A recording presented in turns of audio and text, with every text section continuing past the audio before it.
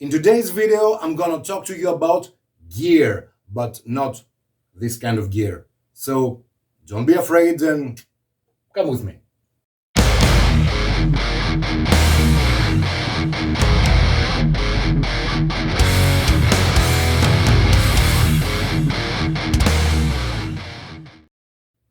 Hello, metal friends out there.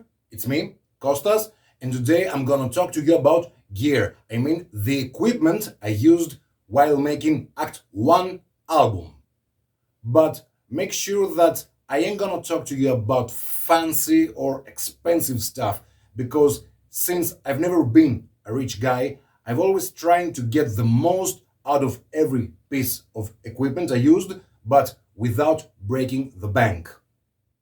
And let's start with the guitars, of course. The very first one I used is this one. It's an Epiphone 67 Flying V model I got back in 1995, and about a decade later I did some upgrades. I replaced the stock pickups with EMG HZs, all the electronics with Switchcraft, the tuning machines with Wilkinson, and the stock nut with bone nut. It is a very cool guitar, in my opinion, and I do not only mean the looks. Of course, the guitar always look great when playing metal, but it feels very nice while playing either in standing or sitting position. The neck is very comfortable to play riffs or solos, and the sound is great. And I think there are still some cool riffs in it waiting for me to discover them. And to be honest, I did discover some cool riffs a couple of months ago.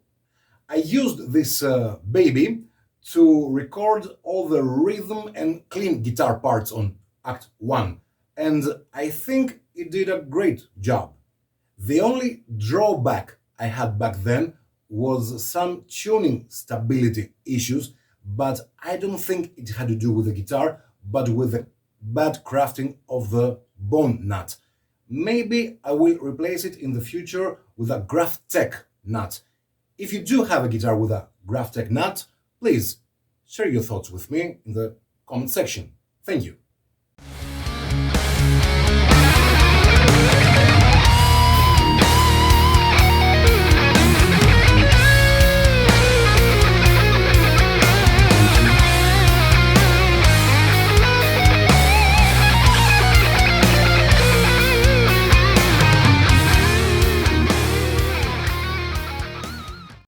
The second guitar that I used was this one, a PV V-Type. It's a limited edition reissue of the iconic Vandenberg model, although it has two humbuckers. And I used this to record all the leads and the solos of Act 1 album. In my opinion, it's a perfect guitar. It's light enough, it's well balanced. The neck is super fast for soloing, although it's not that thin compared to Ibanez models.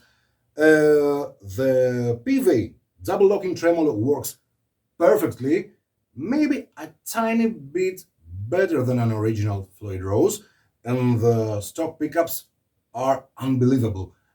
They sit between Duncans and DiMargio's. Excellent choice. And the third guitar that I used was this one, a Yamaha APX5A. It's an electric acoustic I used to record the intro of the song Land of Fire and some strumming chords on the second verse of the song Long Gone, the ballad of the album.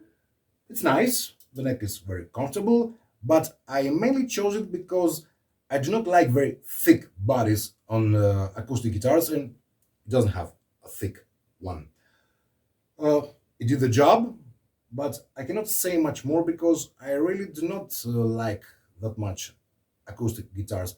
I'm more into classical or electric, but it did the job, so everything's fine.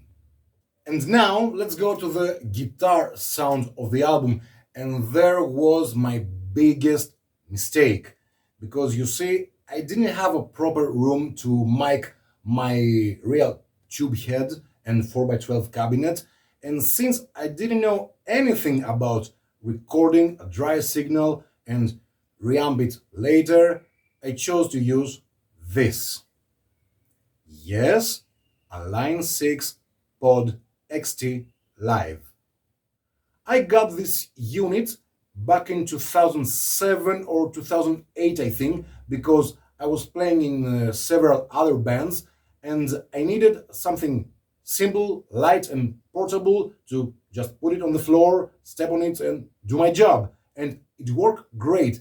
But when it came to recording heavy metal guitars, well, that was another story.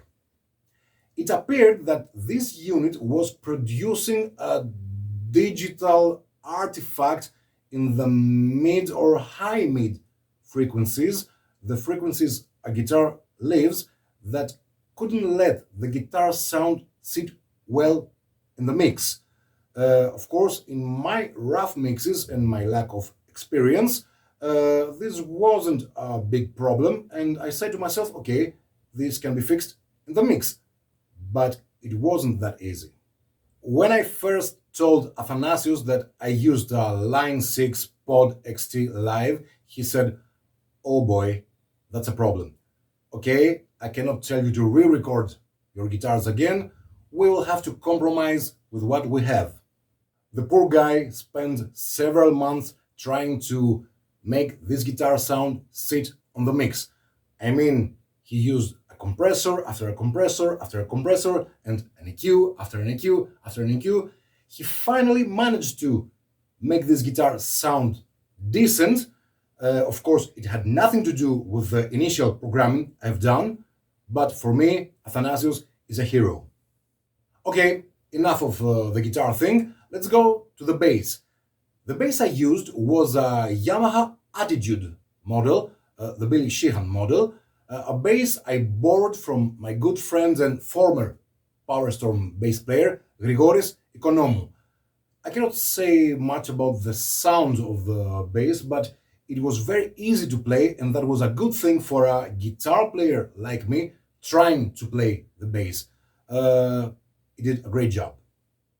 As for the microphone I used to record all the vocals of the album, it was this. Sennheiser E835, a very decent microphone, I have to say, but I wasn't sure about how my vocals would sound in the end because the room I used was not that proper recording room. But Athanasios managed to make my voice sound very decent or good.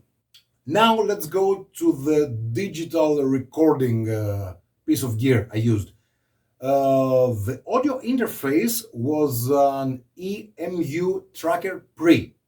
A decent audio interface. It did the job and it was kind enough to break right after I finished the recordings of the album. Thanks, EMU. And let's not forget about the main cable I used to record the guitars, and it was this one, a clothes cable with a gold-plated tip.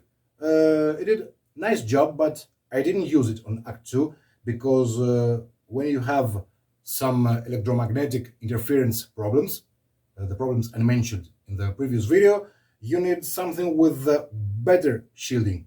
So I used another one. And of course, as most of us home recording musicians who don't have enough money to buy a Mac Pro, I used a PC with Windows XP, I think, at that time, and Cubase 5 DAW. As for the drum sounds on my recordings, I used Superior Drummer 2, the drum sampler a friend gave me, like I said on a previous video. But Athanasius used something different. I don't remember, but he doesn't also, so I cannot tell you much about it. And now let's go to the keyboards of the album. I used Steinberg's Hypersonic 2 software. It was an excellent software for me because it had some really great sounds right out of the box without the need to tweak anything. I mean, I just reduced some of the low frequencies or the high frequencies, or I reduced some of the reverb, but nothing else. I found easily the sound I wanted and put it on the album.